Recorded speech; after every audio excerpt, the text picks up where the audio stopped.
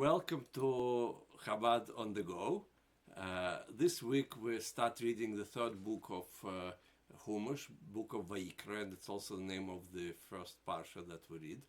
And it's interesting that the first word of the parsha Vayikro has a small aleph in the end. And when Rebbe Tzemach Tzedek thought the Lubavitcher Rebbe was a small child, he just started learning. He started from that posuk, from the first posuk of the third book, and he asked his grandfather, "Why is it a small aleph in the word?" And Alter Rebbe considered it, and then he answered him that first man had knew his value. He was a great man, and but he had thought too much about himself, and he stumbled with the sin of the fruit of tree of knowledge.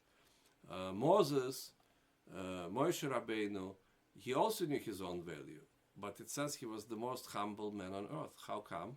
Because he thought that he got a great soul and he got great parents. He was son of the leader of the Jewish people.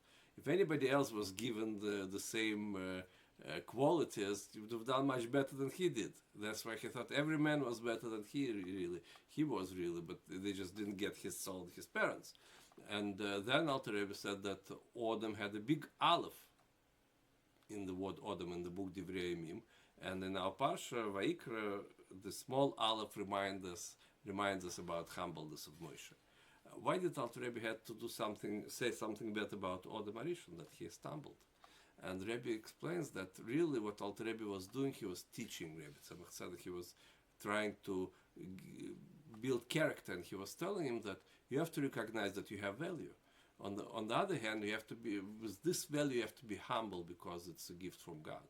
And that also applies to us, really, because we often hear about how we have to improve ourselves, we have to work on what we're missing and what is wrong, but we have to everybody of us has to know that we have quality.